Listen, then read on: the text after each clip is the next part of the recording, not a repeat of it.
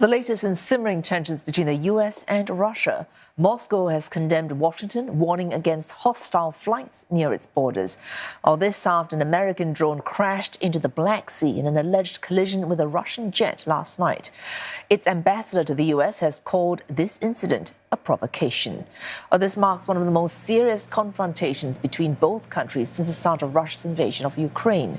Washington says the unmanned drone had been doing routine intelligence gathering in international waters when it was intercepted by two Russian fighter planes. They have slammed this behavior as reckless and unprofessional. Russia has denied claims that a collision took place, but officials declared it sent the fighter jets to intercept the drone because it had intruded into an area that was declared off-limits.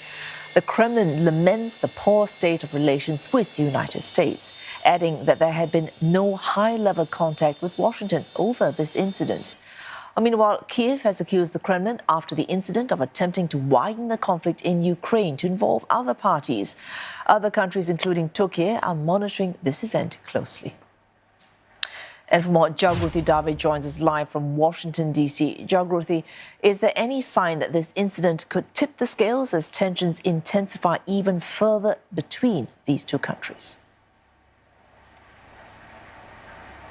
Well, there were certainly concerns before this of a direct interaction between a NATO member and Russia, and it appears to have happened. This is believed to be the first known direct interaction between the United States and Russia since the start of the war. So it is clearly a very serious incident, and it is clearly being taken very seriously. And what it has sparked so far is a war of words and accusations and counter-accusations, with the United States clearly saying that this was a deliberate, unsafe, provocative maneuver, I beg your pardon. And with Russia, the Russian ambassador countering, saying that the United States had deliberately and provocatively approached Russian airspace. Now, there are many observers who are saying that actually, well, this is perhaps an attempt by Russia to make the point that it has made in the past, that actually NATO is involved in the war, something that NATO and its allies